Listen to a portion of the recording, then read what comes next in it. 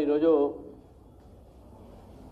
తెలంగాణ రాష్ట్ర వ్యాప్తంగా private colleges అందరూ కూడా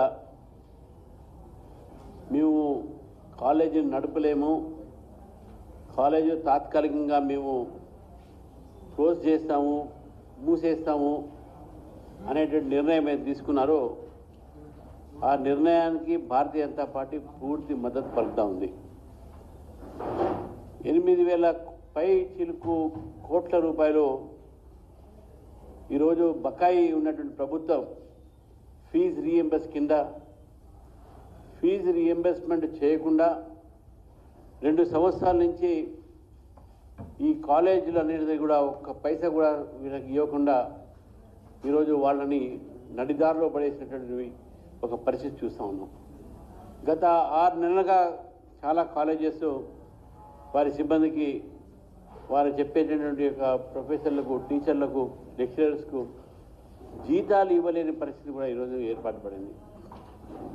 మళ్ళీ నిన్న ప్రభుత్వము వాళ్ళతో మాట్లాడి మేము ఏదో చేస్తాం, మేము తొందరనే పరిష్కారం చేస్తాం అంటున్నారు. కానీ వాళ్లకు ఎప్పుడు రిలీజ్ చేస్తారు, ఈ అమౌంట్ ఎంత చేస్తారని చెప్పేసి కూడా ఏది కూడా నిర్ణయం కూడా చేసినట్టు ఏం కనబట్లేదు.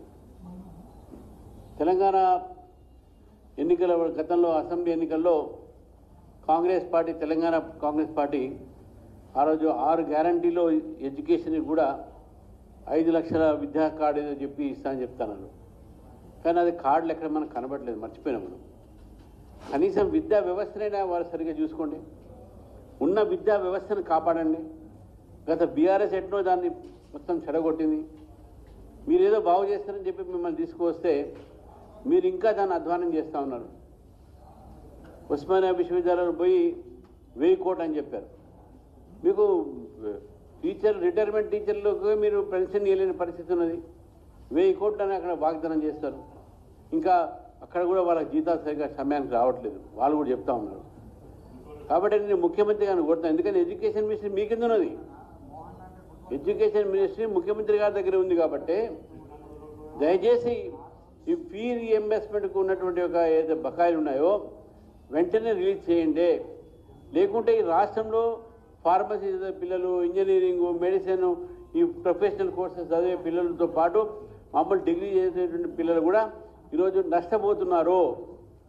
వారికి మీరు ఈ యొక్క విద్యా వ్యవస్థని మీరు మెరుగుపరుస్తారని చెప్పేసి మేము ఆలోచిస్తూ ఉన్నాం. కానీ ఇటువంటి ఒక ధోరణి, ఇటువంటి నిర్లక్ష్య వైఖరి ఏదైతే ఒక సంస్థ మీద, ఒక వ్యవస్థ మీద మీరు చూపెడుతున్నారో దీన్ని భారతీయ జనతా పార్టీ తీవ్రంగా ఖండిస్తూ ఉంది. ఇది మంచి పద్ధతి కాదు. ఒక జనరేషన్, ఒక తరాన్ని మనం తయారు చేయాల్సినటువంటి ఒక బాధ్యత ఎడ్యుకేషన్ మీద, ఎడ్యుకేషన్ మినిస్ట్రీ మీద ఉంటుంది. కానీ దాన్ని మీరు విస్మరించి ఇటు అపాయింట్మెంట్స్ లేవు, ఇటు ఫీ రీఎంబర్స్మెంట్ లేదు, ఇటు కొత్త యూనివర్సిటీస్లో భవనాలన్నీ కూడా కూలిపోతున్న సమయంలో కొత్త భవనాల నిర్మాణం లేదు. ఇవన్నీ కూడా నేను ఈరోజు ముఖ్యమంత్రి గారి దృష్టికి తీసుకొస్తున్నాను. భారతీయ జనతా పార్టీ ఈరోజు ఏదైతే ప్రైవేట్ మేనేజ్మెంట్స్ తీసుకున్న నిర్ణయం ఉందో దాన్ని పూర్తిగా మేము దాని మద్దతు పలుకుతున్నాము, పూర్తిగా వారంటే ఉంటామని చెప్పేసి కూడా మీకు తెలియజేస్తాం. Thank you.